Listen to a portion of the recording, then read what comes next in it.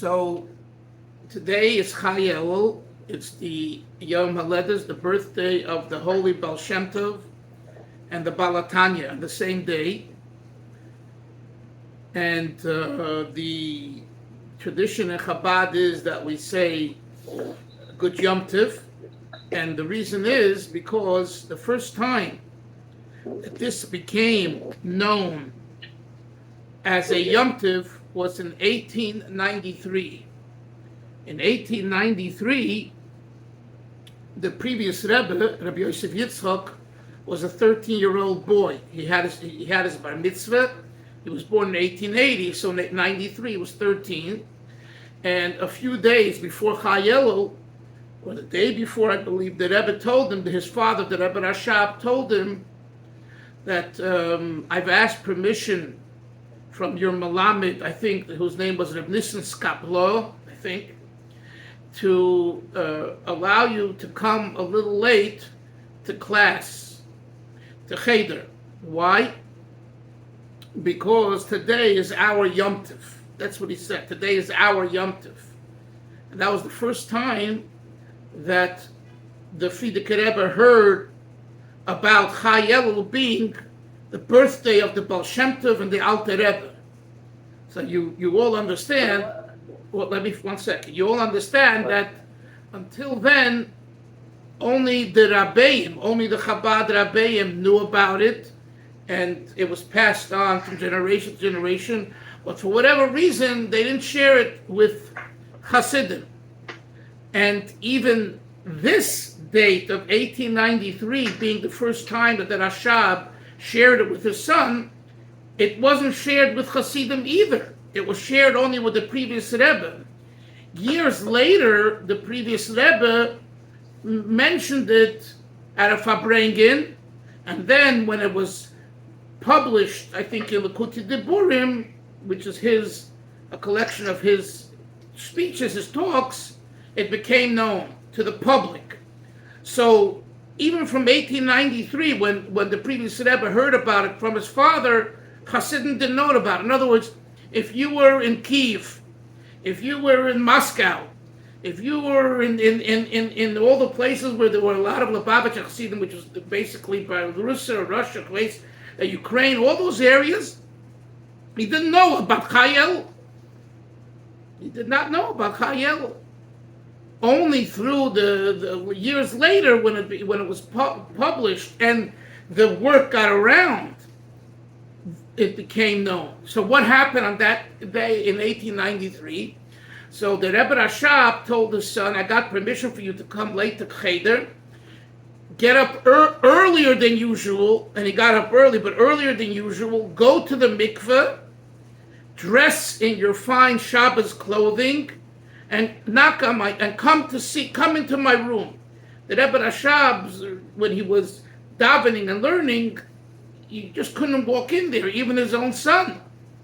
It was a private space, and you needed permission to come in. So he told him to come. And he didn't tell him why. So he got up early, he went to the mikveh, and he came to his father dressed in the Shabbos clothing, and then the Rebbe Rashab told him, today is our Yom Tov. Chai Elul is the birthday of the Baal Shem Tov, the holy Baal Shem Tov, and the Alter Rebbe. One thing. The other thing is that our Rebbe took this Chai Elul and really made it for the masses. How did he do that? He did that by teaching us the significance of Chai Elul. Because you could ask, okay, it's the birthday of great tzaddikim, fine. But there are birthdays of other great tzaddikim, and other tanoim, and other amaroyim. Why does it say anywhere on Zion Adar, the birthday of Moshe Rabbeinu, you should get dressed in your fine clothing? We know the Chevra Kadisha fasts. The members of Chevra Kadisha fast on Zion Adar because that's the day Moshe Rabbeinu passed away as well. I don't recall ever hearing that you should get dressed up in Shabbos clothing, in Yom Tov clothing, on Zayin Adar.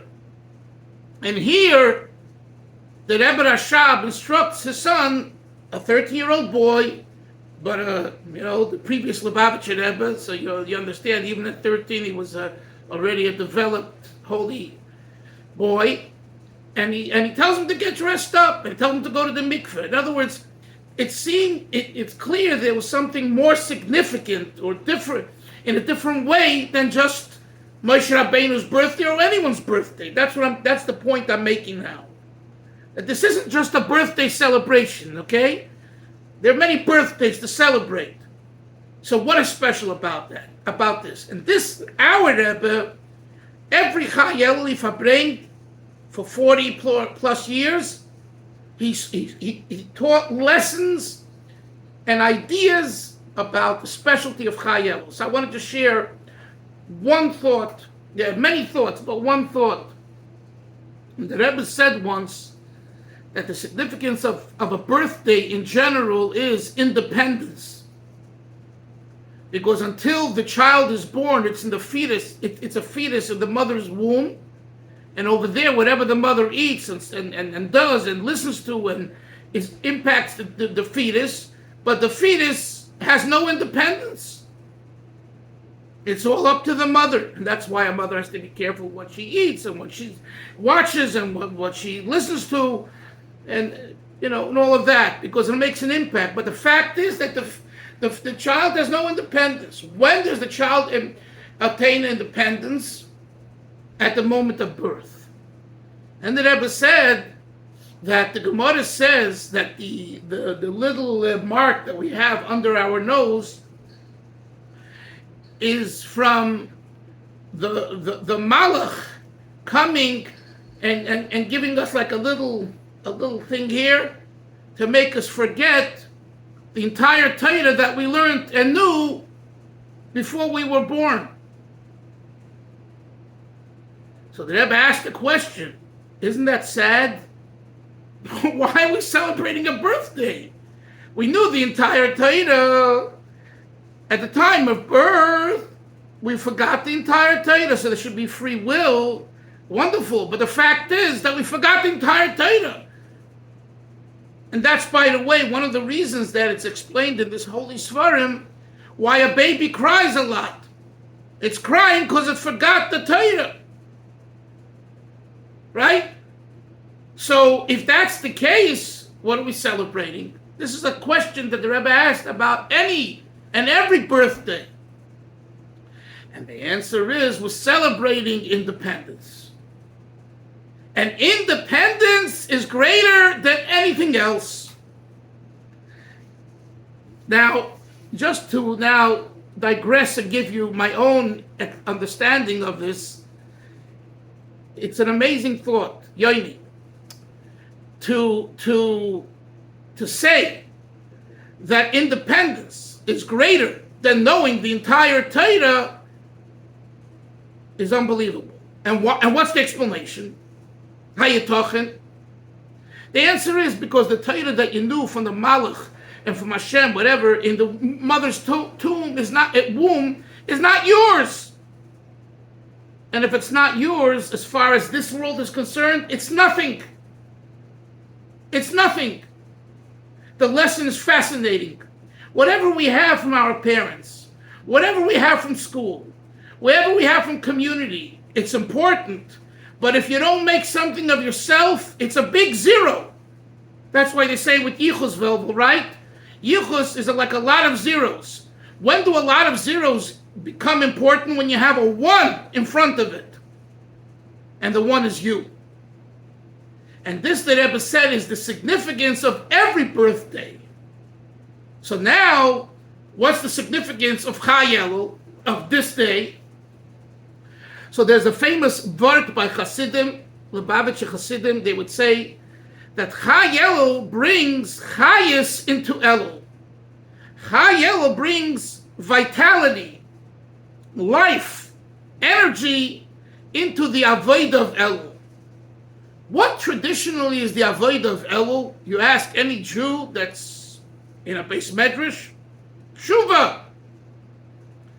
It's a avoid of tshuva. This is the month of making an accounting of what we did, and to make a resolution not to repeat the things that weren't good, and to do only good or better. So this is the avoid of tshuva, the avoid of Elul. But there's different ways of doing Elul. Before the Baal Shem Tov came along, the way of doing tshuva was in a very morbid way, in a very, in Hebrew we use the word mara shchora. The Rebbe always refers to it. In fact, yesterday someone sent me a clip of a Rebbitzin, the daughter of a Hasidic Rebbe, the daughter of the Kapishtitzer Rebbe, who was married to Reb Zalman Gerari, Alav Shalom. Her name was Chava Gerari. And she was like the Rebbitzin kind. She comes by the Rebbe and she says, the Rebbe, she spoke a Polish Yiddish Rebbe, my man is crank, my man is not well, my husband's going for an operation, I forget what. And the Rebbe tells her, he's talking to the daughter of another Hasidic Rebbe. The Rebbe says, it's because he's Mara Shchayra, because he's depressed and sad. I don't mean clinical depression. He's down, everything is dark and gloomy. And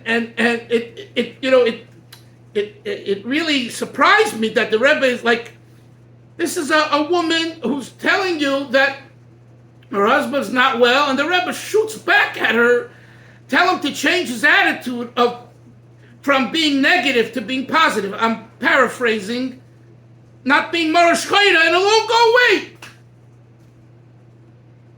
And I wrote to a friend of mine yesterday, briefly, that I see this pattern by several big Hasidim and activists and people who did so much for Chabad and for Yiddishkeit, and they would in giving the Rebbe, in dialogue with him and writing to him a report of what's going on and what should I do with this and what should I do with that. I can't raise the money. I can't get the kids to school. I can't open the school. I don't have teachers. All the real issues. And the Rebbe shoots back, number one, get rid of your Mara Shchayra. And I'm thinking about it. The Rebbe didn't know that life is life and problems are real. He didn't know what Velvel has to face every day in doing surgery and dealing with his issues that he deals with. Of course he knew. But he's telling you, your attitude has to be coming from a positive side. And the Rebbe could speak because he was born in 1902. He had a family and he had friends, and he went through the First World War, the Russian-Japanese War of 1905, or 4 or 5. Then the First World War, 1914. Then the Bolshevik Revolution, 1917. Then the Second World War and communism. And then not having parnosa and having to get a job. He paid his dues. From 1902 to 1950, 48 years, he paid his dues, I'm telling you. And even in the 1950s, he paid his dues. And what does he say? Only be upbeat. So you ask, Lubavitcher Rebbe, are you for real or are you having fantasies? My husband's not well. And the Rebbe, so the Rebbe, you would expect the Rebbe to say, yes, my dear, God should bless you. And he gave her the bracha, but he said the way to get the bracha is to get rid of your husband has to get rid of his negativity. That's a Rebbe. That's Chabad. Chabad is not, oh, you're the best. Oh, my poor little thing. There are other systems for that. If you need that, and you can't take a slap on the back, then if it's too hot in the kitchen, get out.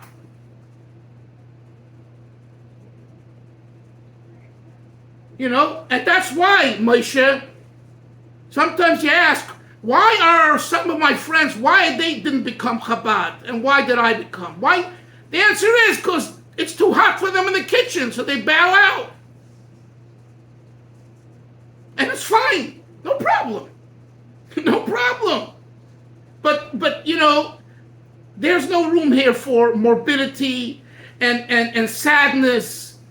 Again, I want to make it clear. It doesn't mean you shouldn't cry on Rosh Hashanah Yom Kippur if you feel inside shattered and torn and you're doing tshuva. That's not the point here. But the point is that whatever you see and whatever you experience, the Rebbe tells this Rebbetzin, your husband's problem is Mara Shchayra. That's it.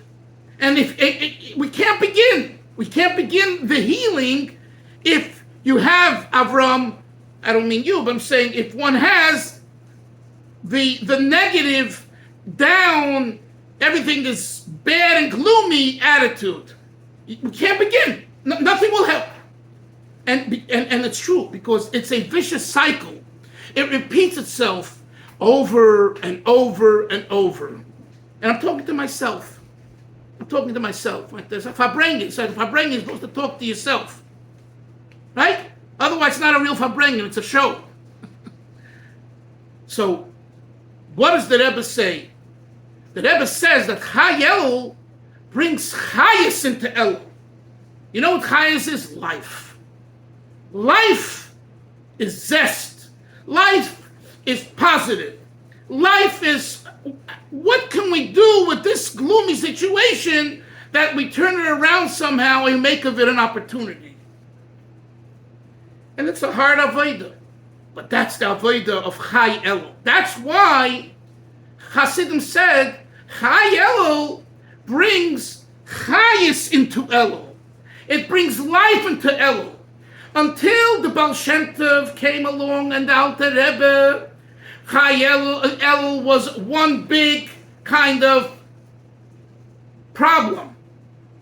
Oh my gosh, Rosh Hashanah is coming. I'm going to be judged. Hashem is looking at everything I did through the year. I am finished.